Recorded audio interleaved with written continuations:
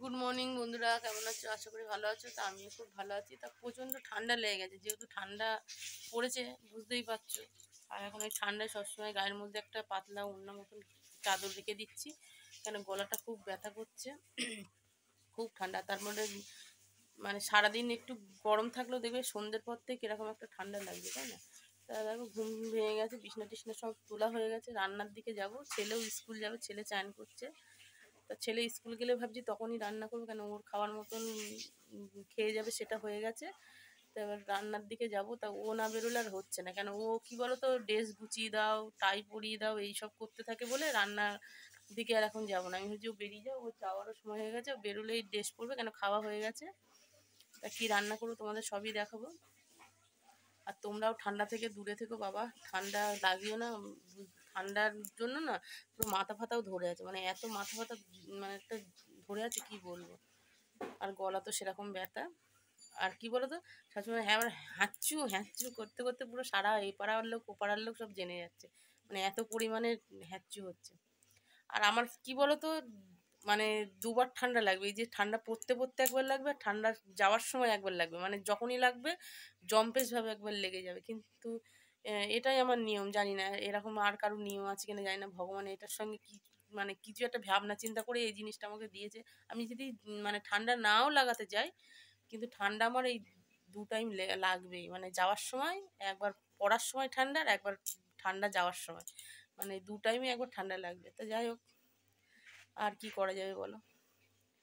তা কি রান্না করছি চলো তোমাদের দেখাবো, আর ছেলে বেরিয়ে গেলেই আমি দেখাবো কি রান্না করছি। চলো। তো দেখো বড়মশাই আবার আমুদি মাছ নিয়ে এসছে। তো আমাদের দিকে আমুদি মাছ বলে, উচ্চারণও ঠিক করতে পারছি না। তা এই মাছগুলো টমেটো দিয়ে আর ধনেপাতা দিয়ে ঝাল করব। তা এইগুলো এখন কেটে নিতে হবে, কেটেও আনিনি। তা বললো আমি খাবো বলে নিয়ে এসছি, তুমি একটু তাড়াতাড়ি রান্না করে দাও। তা তা এটাই আগে করব। আর কালকে কিছু তরকারি আছে, কী তরকারি আছে তোমাদের দেখাবো। আর পুঁই শাক করবো, সেই পুঁই শাকটাও ইলিশ মাছের মাথা দিয়ে করবো। তাই ইলিশ মাছের মাথাটা ফ্রিজ থেকে বার করেছি, বরফ হয়ে রয়েছে। তা বরফটা গললেই তোমাদের দেখাবো। তা এটা আগে করবো, এটাই বাছতে হবে, এটাই আগে বেছে নেব। তা দেখো ওই ছেলে চলে যাচ্ছে। তো দেখো মাছগুলো আমার বাছা হয়ে গেছে, আর এই মাছের না মাথাগুলো ফেলে দিয়েছি। মাথাগুলো ফেলে শুধু লেজগুলো কেটে নিয়েছি, আর এইরকমভাবে বেছে নিয়েছি। এটা মাথা দেখা যাচ্ছে মনে হচ্ছে, এটা আবার বাছা হয়নি, অনেকগুলো তো বাছতেও অসুবিধা।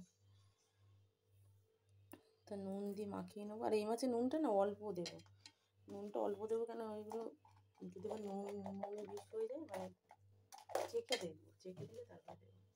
তো যাই হোক, নুনটা অল্প করে দিয়ে দিলাম, হলুদটাও দিয়ে দিলাম, দিয়ে মাখিয়ে নেবো। তাহলে জলটাও চলে গেছে।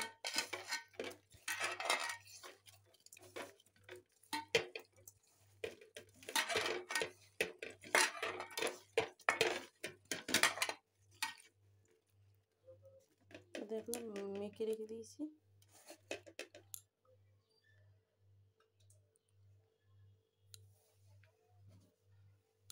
আর দেখো তোমাদের বলছিলাম ইলিশ মাছের মাথা দিয়ে শাক করব। তা এখনও বরফ রয়েছে, মানে এটা ধুয়ে নিতে হবে। তো অনেকটা বরফ হয়ে গেছে। তো চলো, দেখো জলও চলে গেছে। দেখো মাছটা আমার ঝাল হয়ে গেছে, টমেটো দিয়ে ধনেপাতা দিয়ে ঝাল করছি। তো দাদা এটা খেতেই ভালোবাসে, এরকম করে দিলাম, দারুণ হয়েছে। করবো বলেছিলাম, তা ইলিশ মাছের মাথা দিয়ে তো দেখো এর মধ্যে কেটে রেখেছি। তো যা সবজি ছিল সেই সব দিয়ে করেছি। এখানে কুমড়ো আছে, বেগুন আছে, আলু আছে, বরবটি আছে, আরও সবজি দিলে দিতে পারতাম, কিন্তু আমার কাছে নেই, কী করবো, এটা দিয়েই করি। তো দেখো বন্ধুরা, আমাদের 5 মিশালি পুঁই শাকটা হয়ে এসছে, আর একটু শুকনো শুকনো করে নেবো। এটা ইলিশ মাছের মাথা দিয়ে করেছি পুঁই শাকটা। আর হচ্ছে এখানে মাংস আছে, দেখো এইগুলো হচ্ছে কালকে, এটা কালকে। তারপরে এখানে ডাল আছে, ডালটাও কালকে।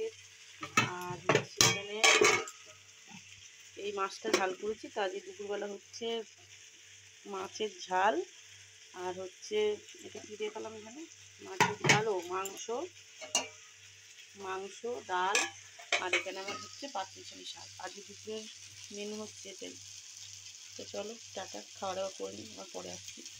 তো বন্ধুরা পুরো দুপুরের খাওয়া দাওয়া হয়ে গেছে। তা ভাবছি কতগুলো ফল রয়েছে, ফলগুলো দেখো কাটার অভাবে খাওয়া হচ্ছে না। আর যেহেতু শরীর খারাপ, মানে ঠান্ডা লেগেছে, শরীর খারাপই বুঝি, শরীর খারাপই বলে, ঠান্ডা লেগেছিলো প্রচুর, তার ফল টলের দিকে কোনো ঝোঁক যায়নি খাবার। এবার আমি না কাটলে তার কেউ খেতেও পারবে না। ছেলেকে বলেছি, ছেলে শুধু কলা খেয়েছে, লেবু খেয়েছে, এসবগুলোই খেয়েছে। তা আজকে ভাবছি কিছুটা ফল কেটে ফেলবো, কেন নষ্ট হয়ে যাবে এরপরে। আর রান্নার পরেও দেখবে কত কাজ থাকে, সেই সব কাজগুলো আজকে কমপ্লিট করলাম, করে টোরে ভাবলাম একটু বসি। সেই সকাল থেকে একটানা কাজ করতে করতে মানে ক্লান্ত হয়ে গেছি, সত্যি কথা বলতে। আর তোমাদের দাদা গাঁদা ফুলের চারা নিয়ে এসছে, সেইগুলো সকালে মানে পুঁতলো। তা ফুল ফুটুক, কুঁড়ি ধরেছে, মানে কুঁড়িগুলো ফুটবে যখন, তখন তোমাদের দেখাবো। আর মানে কি সুন্দর লাগবে তোমাদের, না ফুটলে তোমরা কি বলবো, মানে অনেক বড় বড় কুঁড়ি এসছে। তা চলো ফল টলগুলো দিকে একটু কাটি।